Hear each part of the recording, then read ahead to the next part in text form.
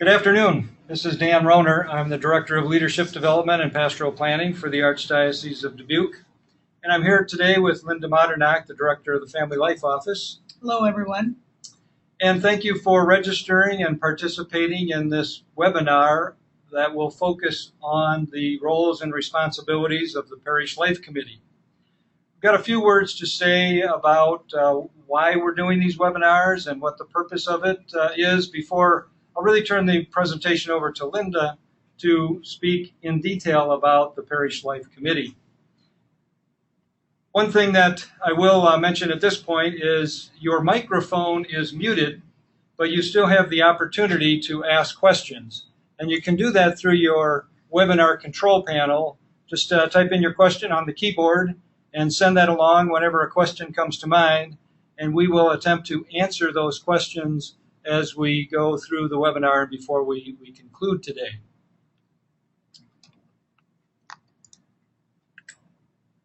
To begin with, I want to talk a bit about our Parish Pastoral Council guidelines, which, if you were around in August of 2009, you may recall that these new or updated guidelines were published and promulgated by Archbishop Hannes. And then during the 2009-2010 year, we provided some in-service materials and activities that were delivered at the Deanery Council meetings with the intent that that information would be taken back to individual parishes and delivered to the people within the parish. Our experience was that that was successful to a certain degree, and many parishes took that information and they were able to implement the guidelines fairly easily. In other parishes, it didn't work quite that well, so we found that there was inconsistent application of the guidelines throughout the Archdiocese. And of course, in the last 3 years, new people have come on board in leadership roles in parishes, and so they didn't have the benefit of that information that came out in 2009 to 2010. So our goal with these webinars is to provide some basic information that will hopefully assist you in your role serving, in this case, on the Parish Life Committee. In subsequent years, our primary audience will be people that will be new to these roles. Of course, anyone will be invited to participate in these, but again, the primary audience will be those who will need an orientation to their responsibilities as they get into the role that they have been elected to or appointed to or have volunteered for. I asked you to look into the guidelines on pages 40 and 41 because those pages show information on the Parish Life Committee. They give information on the purpose, the members, and the functions of the Parish Life Committee. Linda will be speaking in more detail about that information as we go ahead. So if you didn't have an opportunity to see that before the webinar, that's fine. But I would encourage you to see if you can find a copy of that binder in your parish. There should be several, to review that information that is included there. Included in that binder also is a little bit of history about leadership in the church. And the history goes all the way back to the days of the Acts of the Apostles, when all the baptized were really expected to grow the faith. It was a part of our baptismal call to spread the good news throughout the world. And so no matter what role you were in otherwise, if you were a baptized person, part of your expectation was that you would go out and evangelize. Well, as the church grew, it became necessary to find leaders and to get some type of organization to keep the church growing. And if we fast forward to the 1950s, if you were around in the 1950s, you know that the church was characterized by really priests and religious doing most of the work, in fact, in many cases, all of the work, while the laity were really only expected to do 3 things. One was to pray, the second was to obey the rules of the church, and a third was to support the work of the priests and religious through their financial contributions. And as Vatican II started, one of the delegates to Vatican II really had the attitude that, what do we need the laity for? All we need them for is to pray, pay, and obey. But as the documents began to emerge from Vatican II, it became very clear that the council was reflecting back and to this baptismal call that we all have, that all of the baptized have this responsibility to spread the good news. By 1983, canon law had been revised, and in canon law it specifically states that each diocese should have a pastoral council. And the pastoral council's purpose is to be an advisory body to the bishop. So in the Archdiocese of Dubuque, we do have an Archdiocesan Pastoral Council that meets on a quarterly basis with Archbishop Hannes, and it's made up of members from throughout the Archdiocese representing not only the laity, but also the diaconate, the religious communities, and various special constituencies that need representation within the Archdiocese. Canon law further states that it's up to the discretion of the bishop to decide whether there should be parish pastoral councils. And of course, in the Archdiocese of Dubuque, the bishop, the archbishop, has decided that that would be a good thing. So we do have a parish pastoral council that is intended to be an advisory body to the pastor of the parish. And that is reflected in guidelines that were published in 1985. Those were the original guidelines that gave advice on how to structure leadership in parishes. So the guidelines of 85 outlined the structure of a parish pastoral council, a finance council, and the various committees and commissions that we have now grown to be very familiar with. So again, the document from 2009 was an update of those guidelines. It wasn't really a change, but it was an update and a refocus on this role of the laity. That doesn't mean that doesn't minimize the role of priests and religious in any way. It simply elevates the responsibility and the expectation of what the laity should take on in parish life. Another document that serves as a guiding tool is Vision 2000. And again, some of you may be familiar with the work that was done in the late 90s when there were speak-out sessions throughout the Archdiocese that asked the question, where should the Archdiocese be headed in the new millennium? And from that input, the document Vision 2000 was promulgated in 1999, and it became the strategic plan or the vision for the Archdiocese in the 21st century. And it continues to be the vision for the Archdiocese in the 21st century. And it focuses on four main areas: community, Word of God, leadership, and families. And so that document, combined with these guidelines from 2009, really become very much like a roadmap that can help us organize and focus attention and focus our direction as we move ahead in parish life. I'm often asked when working in parishes about the relationship between committees and the Parish Pastoral Council. The guidelines from 2009 very clearly state that the Pastoral Council is to be a visionary body. And I'm often asked, well, what does that really mean? And one way of describing it is that the Pastoral Council really can be seen as the keepers of the mission of the parish. Most parishes now have mission statements, and the mission statement states what is important to that community. It talks about the core values of that particular faith community. And the Pastoral Council's responsibility is to look to the future and really ask the question and try to paint a picture of what the parish would be like if it in fact realized its mission. And from that work, the Council's responsibility is to establish some long-range goals, really up to 5 years into the future, to say this is what we would really be like, and this is what we should be striving toward to be able to realize our mission. The Council certainly doesn't do that in a vacuum. They certainly would work with the committee structure in the parish and, in fact, with parishioners at large to help craft that vision of the future to help realize the mission. The committees then work with the Council to get more specific. So once those long-range goals are established, in this case, the Parish Life Committee can begin working with the Parish Pastoral Council to talk about what is it that the Parish Life Committee can do to help the parish move toward and reach those goals. And from that discussion, more immediate or short-term objectives can be established.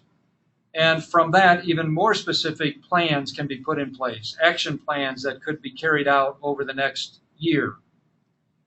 Once those action plans are in place, then it's really the committee's responsibility to take action on it, to actually do the work. At that point, the Pastoral Council then becomes more of a guiding body or an advisory body to the committee, where the committee is on a regular basis reporting progress and activities that they are working on. And the council can reflect back on or give a response to how that is helping the parish move toward reaching its goals. So there's this encouragement for this continual two-way communication, where the committee is reporting on a regular basis to the council. The council is somewhat evaluating whether or not that indeed is consistent with the direction that the vision is pointing toward, and giving feedback as well as support, and perhaps in some cases providing resources to help the committee accomplish its goals and achieve those things that it wants to achieve with the plans during that year. So that's the relationship, and we often state that the committee is the place where the work gets done. The council is the body that really gives the guidance and continues to have this forward-looking vision for the future. With that, we'll ask Linda to speak in more detail about that, what that really means for the parish and the Parish Life Committee. Okay, when working with this particular committee, we need to ask ourselves, what is really our function? What is our purpose? What is our goal? And a lot of times we have a sense of who our population is or who our target audience is. And in this particular case with the Parish Life Committee, it is really about taking care of the membership. Who are our members? Who are the people that make up our church? And so the work and the focus of this committee is to be about knowing who our people are, and then being able to respond to them and to their needs. So first of all, the key is to know your people. Do you have a young population? Do you have an older population? Do you have various peoples from other countries? Do you have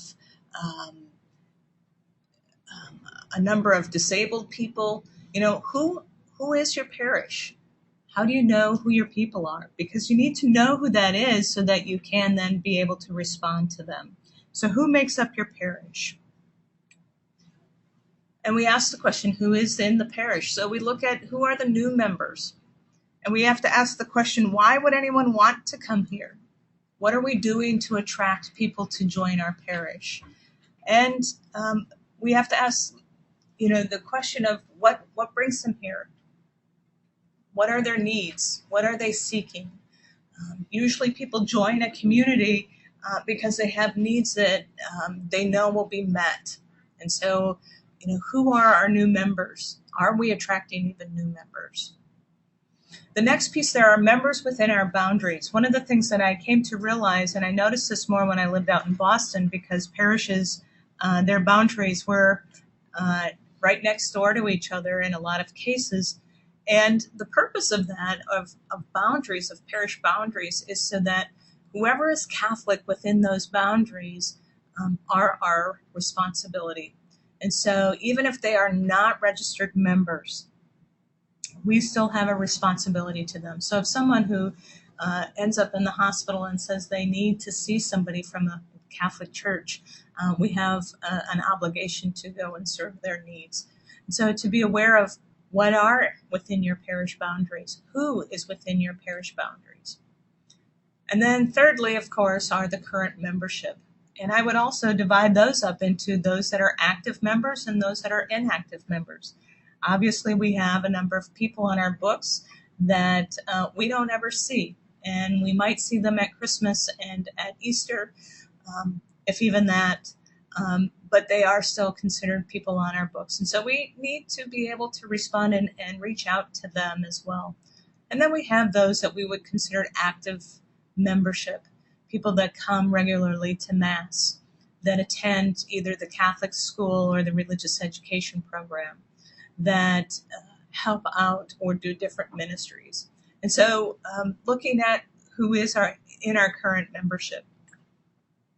One of the things that I think is helpful is to be and helps us be able to respond to people's needs is to kind of get them into some sort of categories or manageable groups to work with. And again, it's not about exclusivity or saying they have to stay within these groups or we can't do intergenerational kinds of activities, but sometimes it helps us to be able to get a better perspective in how to respond to the different needs of the groupings. One of the things that we all come from, and the common denominator for all of us, and that is families. And even people that are single still come from family. That is something that we all can say that we have in common. Whether we are married or not, whether we have children or do not, whether we are widowed, or whether we are separated and divorced. But we are all part of family. And so to help us with this process, I've used the family life cycle to help us categorize and to create somewhat groupings. So you have the single and the unmarried. And these might be people that choose to stay single or people that are just single because of situations. But these people in particular will even classify themselves as not being a family, won't come to certain things because they're not family. And yet they really are. They are a part of the larger family. But this could be people that are young and or old. You can have people that are transitionally single, meaning they are anticipating getting married in the next 10 years or so or whenever. And then you have those that are single and will be for the rest of their lives. But how do we reach out to them? How do we make sure that their needs are met and not assume that they are cared for? So what are things that we can provide for them? Many times there's loneliness that is attached to this part, but also ways in which we can incorporate them into the different ministries and engage them so that there is a sense of community for them. The next piece there is the newly married. Now, you might be of the parish that you have lots of young people, more of an urban parish, that there are a number of young people that have moved into that area and have joined the parish. Or you might be of a parish, a rural parish, where young people come home to get married at their home parish and then move on. This newly married time is usually within the first 5 to 7 years, and it's a critical time. Sometimes we do not see them because they don't show up until they're ready to baptize children. But this is an important outreach time, and it's crucial because the first 5 years are very difficult because they're adjusting to the new formation of a family. So what are ways in which we can reach out to them and help them find stability? You can do financial programs and helping them learn how to either get out of debt or to stay out of debt. You can encourage them to do some young adult ministries, young adult groupings. Another thing, if you are one of those parishes that marries them and sends them off to the big city, you might want to find out where they're moving and help them get connected to a parish there. Something similar to when young people go off to college and the youth minister contacts the campus ministry, letting them know that one of their young people has moved into that school. So to let the young people know, the newly marrieds know that there are parishes that are willing and wanting to be a part of their lives. The third piece there is married with small children. It's an adjustment to be married and to start living with another person, But then to add even more chaos, we invite children into it.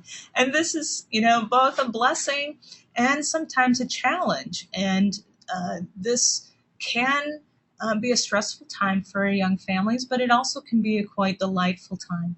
This is a great time to do peer-to-peer ministry, to get young families connected so that they can share stories and ask and swap suggestions. Moms groups are a wonderful opportunity for families of this age, or just young families of young preschoolers having a potluck and a chance for the kids to play with other kids. Play groups are a wonderful thing. But these young families need support. They need help in helping bring up their children in the faith, but also to just find relief. And sometimes you have these young families that are further away from their regular families of origin. And so they need to find other grandparent-like people that will connect with them. And so trying to make connections with these young families. Then you have married with adolescents. And this is a whole nother creature. Being a mom now of 3 teenagers in the house, it's quite different. I was looking at a young family on Sunday who was sitting in front of us, and they had 3 small children. And then I looked and delighted, and it was a wonderful time in our family. But then I looked from side to side and saw my children there. It is a very different time. It's a challenging time. They're trying to become their own person. If you happen to have a youth minister in your parish, this is a wonderful time of making connections with that youth minister to help provide something for families with adolescents, helping parents learn how to parent well, helping young people navigate moving into the world. The next one there is launching and into empty nesting. This is a time of that, families start pushing them out of the nest, so to speak. It's the launching time. It's also a very stressful time because you want kids to do well, you want young adults to succeed, but it's a tenuous time with the adult community back home, or the parent unit back home, trying to adjust to the newness of new space, more space, maybe different kinds of problems that you work with your young people. But it also tends to be a time of a sandwich family where you're also maybe dealing with caring for elderly parents at this time. So how can we help these couples? How can we help these families that are moving into the empty nesting time? And then lastly, there you have retirement and old age, and not that that's all the same thing. Retirement is the young old, as they say. There's a whole new time allotment for them. There's a whole new way of getting involved. This is a great group of people to tap into for volunteering, for creating that sense of community. But they're also trying to figure out who they are and where they want to be involved, and what are they going to use as their sense of identity that their job had done for so long. This is also a time when health starts to change. People aren't, the aging process is setting in. And so then you do move to that older age group, and the health issues start coming into play. Bereavement issues and loneliness can start coming into play because their children have all grown and are no longer living near them. How do we care for them? How do we help them be still part of the community?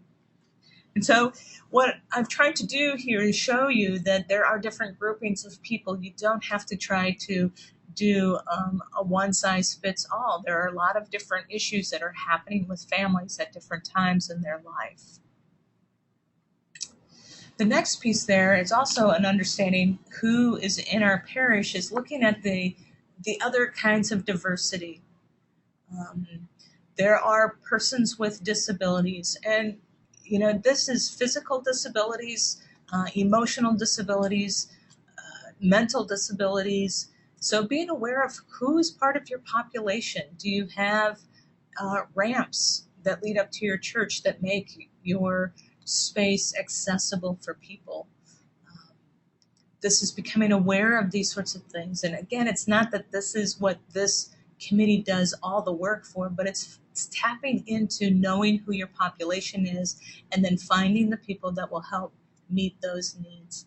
We also have immigrant populations that are growing in our diocese. And maybe you have a parish that has a large influx of Spanish-speaking people. And what they provide for a new sense of community, a new sense of identity and who we are as church.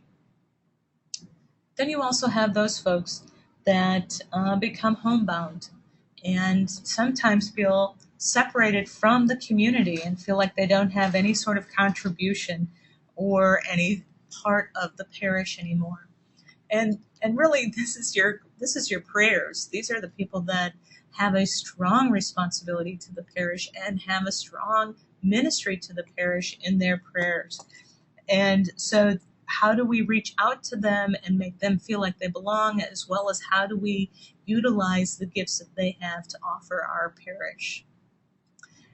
We also have those families that would not fit into traditional understanding of two parents and children families. We have single parents, we have divorced families, we have families that are hurting.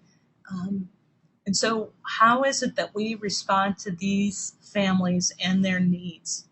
I have a deep respect for single parents because that's a lot of work for one adult in the community or in the family to take care of the rest. So what can we do as a parish to reach out to them, to support them, to provide opportunities of growth and relaxation for them? For divorced families, do we provide something that is caring for the children who are in these non-traditional families that are hurting as well? We have the bereaved. We will always have dying in our churches and in our parishes. So what are we doing to reach out to those families, to those people that are suffering grief? And there are two levels that I look at that. There's the immediate need that happens right after a death. So funeral dinners and funeral choirs and funeral preparation and wake services and so forth that need to be covered for those immediate needs. But then what happens to these families? What happens to these individuals that are a month after the death, 2 months, a year after the death? What are we providing? Are there some support groups? Are there some materials in which we can reach out and care for them and bind their wounds? Lastly, and part of our diversity understanding is understanding what sort of institutions do we have that are in our community within our parish boundaries that we are also responsible for, but also need to feel a sense of community or connection to the parish. We have nursing homes and we have care facilities, we have group homes, we have prisons, we have hospitals. Just to be aware of who fits into our parish boundary, who's in our membership, and who's in our community that we need to respond. On your or in your guidelines, you will see there are 3 purposes to the Parish Life Committee. One is to help them feel welcome and to have a sense of belonging. There is that creating and building community and outreach efforts to strengthen the membership. And then there is to assist the pastor and the parish leadership in the pastoral care of the community. You have your list of functions, and if you've noticed, I've basically walked you through quite a few of those, and we'll finish up with that as well. But touching those families, connecting with those families, building that sense of community. So let's walk through these three purposes. one by one, to offer a welcome to new parishioners and to foster a sense of belonging to all parishioners. Obviously, hospitality is essential here. How do we welcome people in? How do we make them feel that they are an important part of our community, that we need them, that they have a purpose with us as well? I would suggest, however you welcome someone into your home, in that sort of sense of hospitality is how we welcome them into our parish. We make them feel comfortable. We want them to have their needs met as best as we can. So hospitality is so important. And of course, to both new members, welcoming and outreach, but also to those current members, that sense of deeper community, that sense of bringing them together. If you notice, this sounds a lot like what we would call evangelization.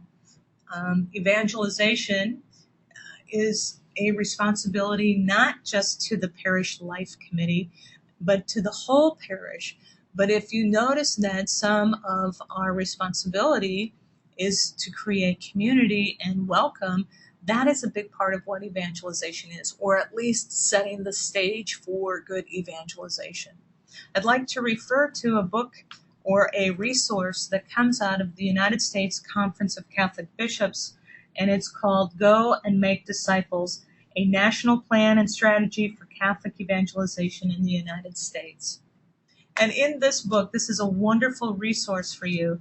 I encourage you to go, and if you need help with that, just talk to Kim or Tricia down in the Resource Center, and they can help you get a hold of this resource. But in there, it talks about what evangelization is. Evangelization is bringing the good news of Jesus into every human situation and seeking to convert individuals and society by the divine power of the gospel itself. This is about helping people see in all parts of their life, in all parts of their family situations, that we bring the good news of who Jesus is. In that document, they have 3 goals as well, and they are listed there. But under each of those goals, they have a variety of objectives, and then with that, then various strategies to meet those objectives. Let me just share with you a few of those. Under Goal 2, where it talks about to invite all people in the United States, whatever their social or cultural background, to hear the message of the salvation of Jesus Christ so that they can come and join us in the fullness of the Catholic faith. That sounds like a pretty big goal. But listen to some of these basic strategies that they, or objectives that they are talking about. It says, Objective 106, it says to make every Catholic institution, especially our parishes, more welcoming. Basic strategies with that is review the hospitality of our institutions, use our parochial schools and religious education programs for outreach and welcome for the whole family, workshops on greeting and welcoming. Objective 108, to develop within families and households the capacity to share the gospel. Under that are strategies, programs to support parents as the primary sharers of faith in with their children, family outreach to other families to experience the good news, training programs for families, individually or in support groups, on more effective methods of sharing the gospel. Excuse me. So you can see this is a wonderful resource to do some of the very functions and responsibilities that we have in this committee that we are talking about. Purpose number two is to provide activities which both build and strengthen community within the parish and its outreach efforts. These are opportunities to help bring people together. Often people think that the Parish Life Committee does the Donut Sunday and then the Parish Fall Festival. And those are both wonderful events and helpful, but that is not necessarily the sole work of that committee. or the only work of that committee. So, providing some events to bring people together. Sometimes people just need to get together. They need to visit with one another, and that's hard to do. Not everybody is outward friendly. A lot of people actually are quite shy. So not only providing the events to bring people together, but trying to encourage ways in which they can at least meet one another and greet one another. Obviously, if they're coming to the events, they want to meet other people, but sometimes they don't have the capacity to just go out and meet another person. So what are ways in which we can also encourage that to happen? Number 2 there, or under the second item there, it says communication to inform and connect people. This is just opportunities for us to know what's going on in people's lives and how can we connect them and get them the right information. Things like newsletters and web pages are wonderful ways in which communication can happen. To find out who's on the prayer list and who needs our prayers and who just got married and whose anniversary is it. Those are important pieces. Those are ways in which we can inform and help people stay connected. So communications efforts from this committee would be very helpful with that. The third item down there, deeper experience of community. It's one thing just to get to know another person, but it's another thing to take it a step further and to go a little bit deeper in sharing our faith with others. But also knowing where we might be a little bit vulnerable, or where we might need to have another connection with other people. Small faith sharing groups is a wonderful way in which to make that happen. Now, that doesn't come out of my office. That it would be something that Mary Peterson from the Adult Faith Formation Office would be able to help provide materials to organize small faith sharing groups if that is something that you would like to have. Things like Renew was a wonderful way in which it took people deeper but also connected with them. There are things like neighborhood groups. So if you happen to be in more of an urban area, people don't necessarily know who's in their neighborhood, and they don't even know that they might even have other parishioners from the same church in their neighborhood. This is a great way of creating groupings of people and helping them get connected, especially if they do not live near their families of origin and they need other ways in which to, or need other people in which to help them do what they need to do. I remember when we lived in Boston and we were very far from both of our families. Our parish community was our family. And when we were looking for people to help us out with different things, that became our family experience. And so these groupings, helping people go deeper and trusting the community is an important piece. Christian Family Movement is another area that provides materials to do the same sort of thing, helping groupings of families come together. And again, don't get caught in thinking that single people are not part of a family and could not be part of some of these groupings. Excuse me. One last piece there is the strengthening families. Earlier this year, some of you might have known that the Family Life Office has put together a strategy or kind of a comprehensive way of looking at caring for marriages.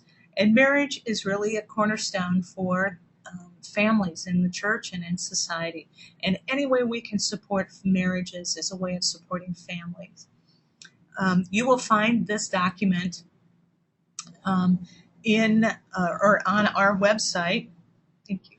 On the Archdiocesan website, and then if you go to the Family Life page, you will see it online. It's a PDF file, and it will give you some ideas on how to work with marriages and families at these different age groupings, how to do or what to suggest for marriage preparation, what to do with newly marrieds, what are things that marriage enrichment that could be provided for families.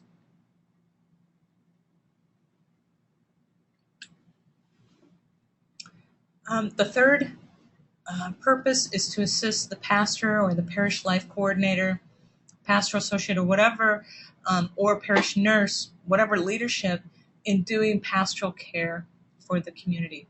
So asking that question again, who is in need? Who needs our assistance? Who needs visiting? Who needs attention?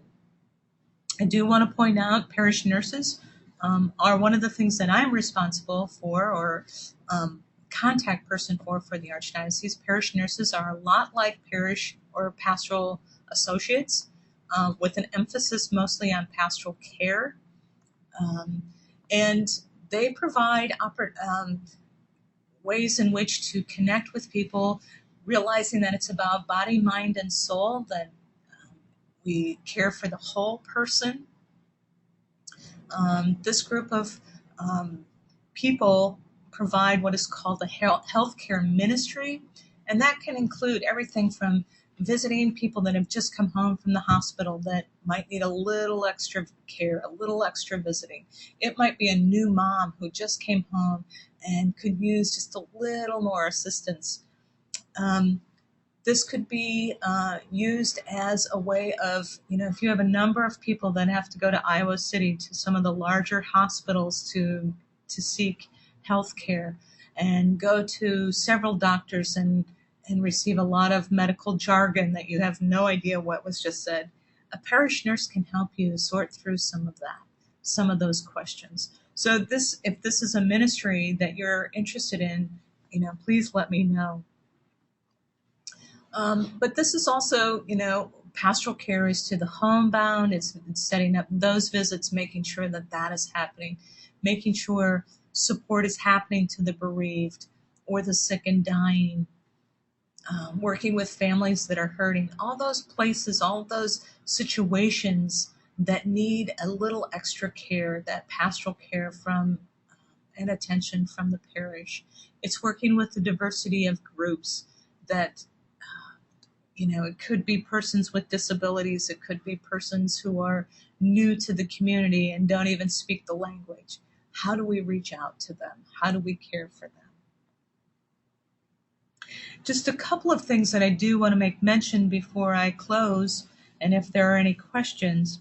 But I do want to suggest that this committee, a very important committee, and does more than Donut Sunday, but also needs to work together with the other committees.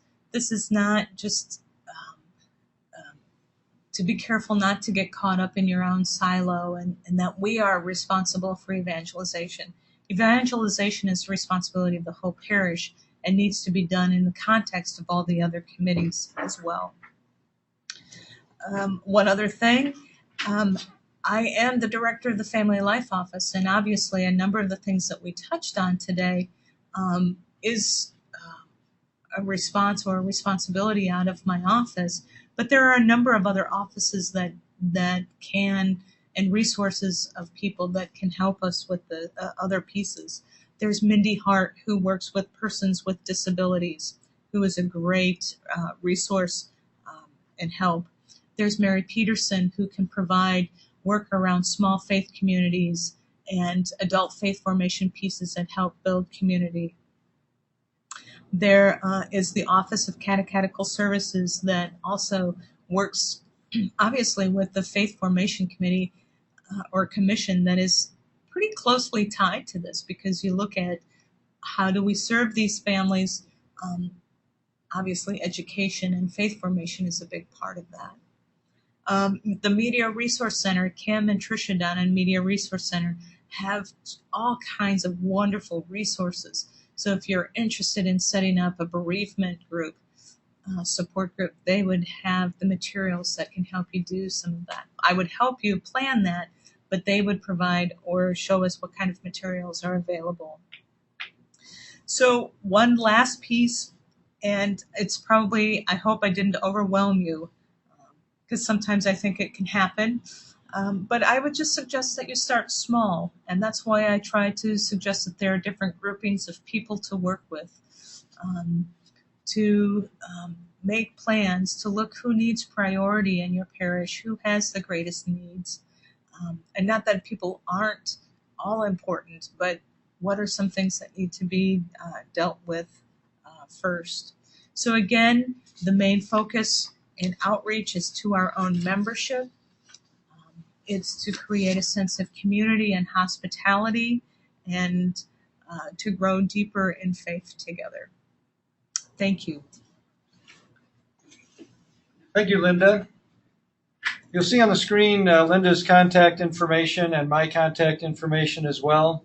If you have any questions now would be a good time to enter them into your control panel, your webinar control panel. And if you have any questions about some of the people that Linda mentioned, we can certainly put you in touch with them if you're not familiar with how to reach them. They're all members of the parish pastoral, or the Archdiocesan Pastoral Center staff, and we can put you in touch with them. One question that we do have is the question mentions, we talked about these two documents, Vision 2000 and the Parish Pastoral Council Guidelines, being our guiding documents. The question is, how do they fit together? And what you'll find, if you looked at pages 40 and 41, you will find that each of the functions of the Parish Life Committee have some numbers behind them. And those numbers are correlated with the goals of Vision 2000. And in fact, in the binder on page 30, you will see the goals of Vision 2000. So those numbers will correspond with those goals that are listed on page 30. And of course, in the Vision 2000 document, there's much more detail on those goals and strategies for reaching those goals. So we've taken all of those functions from the guidelines and we've connected them with the goals of Vision 2000. If that's the plan for the future, then really the things that we're doing in our committees and councils and commissions should be in support of those goals. At the end of the webinar, you will get the opportunity to provide us with some immediate feedback, and we'd certainly appreciate any feedback that you would have to provide to us now. You'll also get an opportunity at the end of August when we will be doing a more complete evaluation of this webinar series.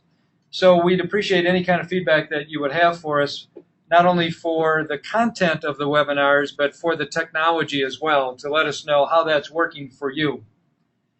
We are also recording the webinars, and these webinars will be available on the Archdiocesan website through the Leadership Development and Pastoral Planning section of the website.